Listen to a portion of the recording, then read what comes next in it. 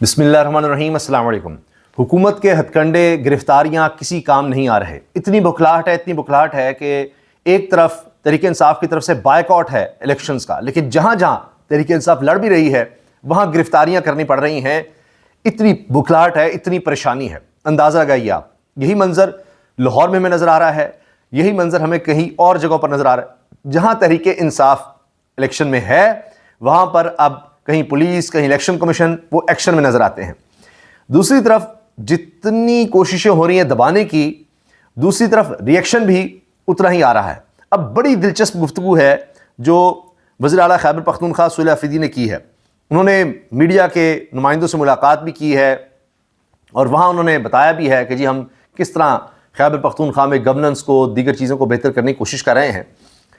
अब आप ये देखिए कि जो बयान उन्होंने दिया है ये बड़ा हाईलाइट होने वाला है, बहुत ही दिलचस्प बयान है। नवंबर में कुछ होना है। अच्छा, जो कुछ होना है इसके बारे में मैं आपको बताता हूं कि नवंबर में क्या हो रहा है। ये कुछ क्या है? नवंबर में कुछ होना है, जबकि दिसंबर में बहुत कुछ होना है। वज़ीर आला खैबर पख्तूनख्वा सुहेल अफरीदी, तो ये नोट कर लीजिए, दिसंबर में बहुत कुछ होने वाला है, अभी नवंबर में कुछ। मैं जमहूरी रवैये पर यकीन रखता हूं, एहतजाज की जानिब नहीं जाना चाहता। मैंने तमाम आईनी रास्ते अपनाए। मैंने मरीम नवाज को भी ख़त लिखा। मीडिया बताया कि मैं बानी से मुलाकात के लिए अब क्या करूं। मैंने मरीम नवाज को ख़त इसलिए लिखा कि सब कुछ रिकॉर्ड पर रहे। मरीम नवाज की जिम्मेदारी है कि वो मेरे ख़त का जवाब दें, क्योंकि एक रिवायत है। मैं मरीम नवाज के ख़त के जवाब का इंतज़ार कर रहा हूँ। बानी से किसी किस्म का राबता नहीं। वज़ीर आज़म ने मुझे मुबारकबाद दी। सोशल मीडिया पर मेरी भी ट्रोलिंग होती है। सोशल मीडिया हमारे हाथ में नहीं। वज़ीर आज़म की ट्रोलिंग नहीं होनी चाहिए। वज़ीर आज़म को मैंने ख़त लिखा, वो ट्रोलिंग पर इस ख़त को माजरत समझ लें। मेरे सूबे में इस वक्त संजीदा मसाइल हैं। दहशतगर्दों के लिए हमारे दिल में कोई नरम गोशा नहीं। ये इल्ज़ाम गलत है कि हमारी जमात ने दहशतगर्दों को KP में बसाया। PDM दौर में TTP को वापस लाकर बसाया गया। करप्शन की किसी को खबर मिले तो मुझे बताए। करप्शन में मुलव्वस अफराद के खिलाफ नैब एक्शन ले। मैं तो 7 मरले का घर नहीं बना सका। जिस दिन मैंने 7 मरले का घर बनाया उस दिन मुझे पकड़ लिया जाए। ड्रोन हमलों में दहशतगर्द मारे जाते हैं और इस पर कभी एहतजाज नहीं होता। बेगुनाह अफराद के मरने पर एहतजाज किया जाता है। KP में नशियात के कारोबार में अगर सियासी अनासर शामिल हैं तो हमें बताया जाए, हम एक्शन लेंगे। पंजाब के लोगों के लिए पैगाम आ रहे हैं कि वो एहतजाज में निकलने के लिए तैयार हैं। KP में जो भी शहीद होता है इसकी मुझे तकलीफ होती है। मैं मुज़ाकरात का हामी हूँ, लेकिन मौजूदा हुकूमत से बात का कोई फ़ायदा नहीं। कोर कमांडर पेशावर से मुलाकात में काफ़ी बातें हुई। NFC अवार्ड इजलास में जाऊँगा। विफाक KP के फंड्स जारी करे। हमारे लोगों ने दहशतगर्दों के खिलाफ पहले भी कुर्बानियां दी। हमें एतमाद में लिया जाए तो हम फिर कुर्बानी देने के लिए तैयार हैं। ये बहुत बड़ी बात है। अभी भी आप देखिए कि खैबर पख्तूनख्वा में बन्नू में अमन कमेटी के लोग शहीद हुए हैं, दहशतगर्दों ने पर हमला किया। तो खैबर पख्तूनख्वा के अवाम ये फ्रंट लाइन है हमारी सिक्योरिटी फोर्सेस के साथ साथ दहशतगर्दों के मुकाबले में। तो कह रहे हैं हमने पहले भी कुर्बानियाँ दी, अब भी देने को तैयार हैं। NFC अवार्ड में भी जाऊँगा। वज़ीर आज़म मेरे ख़त को माजरत समझे, जो उनकी ट्रोलिंग की जाती है, हमारे कहने पर नहीं की जाती। जबकि नून लीग की तरफ से हमें तस्वीर भी मिलती हैं, अप्रिसिएशन भी मिलती है उन लोगों के लिए जो इंतहाई गलीज़ और गंदी गालियां देते हैं। उनको फॉलो भी कर रहे होते हैं, क्या आता तारड़, क्या मरीम नवाज साहिबा। तो बहरहाल कोई ऐसा शख्स है जिसको फॉलो किया जा रहा हो, इस तरह की कोई बेहुदा लैंग्वेज यूज़ करे तो पता होना चाहिए। ये जुमला मैं आपको दोहरा रहा हूँ, नवंबर में कुछ होना है, जबकि दिसंबर में बहुत कुछ होना है। ये आप बात नोट कर लीजिए। ये सुहेल अफरीदी चीफ एग्जीक्यूटिव खैबर पख्तूनख्वा कह रहे हैं। अब नवंबर में क्या होना है उसकी एक झलक। 26 नवंबर को पाकिस्तान तहरीक इंसाफ ने बड़ा प्लान तैयार कर लिया है और हो ये रहा है कि पेशावर की फुटबॉल ग्राउंड है, वहाँ पर खैबर पख्तूनख्वा हुकूमत एक बहुत बड़ा इज्तिमा करने जा रही है। इसमें ख़ास बातों में ये चीज़ शामिल है कि 9 अप्रैल 2022 से अब तक पार्टी के जितने भी कैदी रिहा हुए हैं, एक तो इनको बुलाया जाएगा जिन्होंने जेलें भुगती हैं, मसाइल सहे हैं। इसके साथ साथ जो जेलों में हैं, अभी जो जेलों से रहा होगा उनको तो खुद बुलाया जाएगा। जो अभी भी जेलों में हैं उनकी फैमिलीज़ को बुलाया जाएगा और एहतजाज के दौरान शहीद हो गए हैं उनकी फैमिलीज़ को भी बुलाया जाएगा। तो इससे आप देखिए एक इम्पैक्ट जाएगा कि देखिए हम अपने कारकुन को नहीं भूले।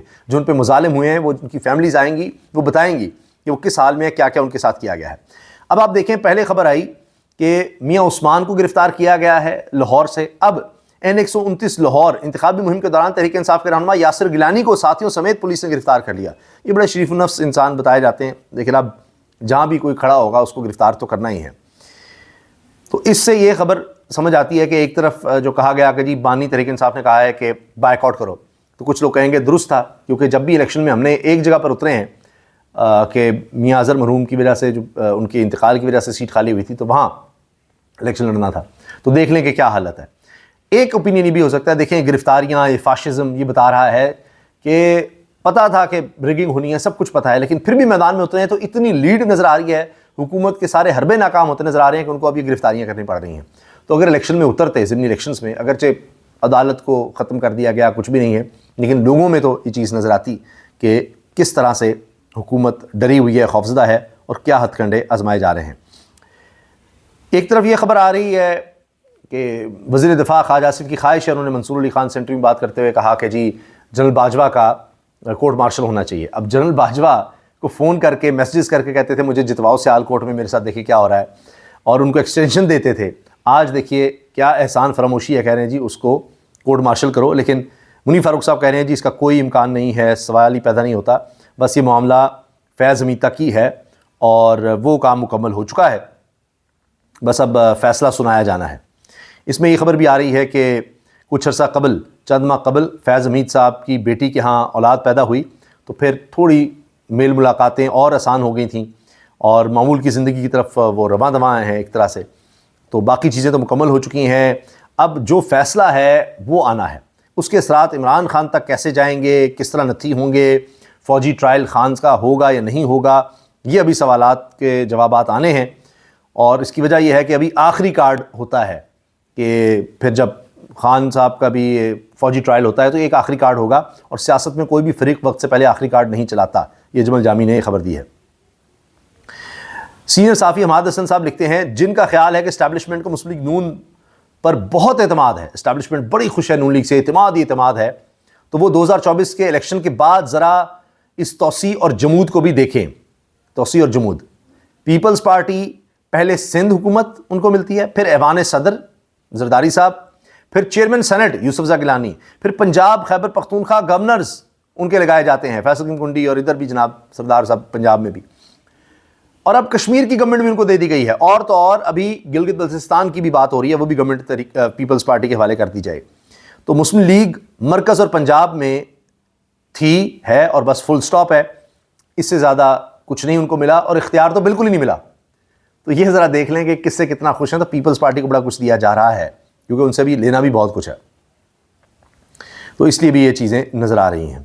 تو بہرحال جی یہ اس وقت تک کی اپڈیٹس ہیں، جن میں یہ بات نوٹ کیجئے کہ سہیل آفریدی نے کہا ہے کہ مجھ پر اور میرے خاندان پر اینٹی نارکوٹکس فورس میں مقدمہ درج کرنے کی تیاریاں ہیں، اور یہ بھی ہونے جا رہا ہے، اے این ایف کے ذریعے بھی مقدمہ بنے گا، باقی الیکشن کمیشن سے بھی نااہلی کی باتیں ہو رہی ہیں، دیگر کیسز بھی ہیں، این سی سی آئی اے نے بھی بلایا ہوا ہے، تو بڑا کچھ ہو رہا ہے، مگر وہ کہہ رہے ہیں کہ نومبر میں کچھ ہونا ہے، یہ بھی جو ہو رہا ہے یہ کچھ ہے، دسمبر میں بڑا کچھ ہونا ہے، تو انتظار کیجئے دسمبر کا کہ یہ سال، اس کا اختتام کس طرح ہونے جا رہا ہے۔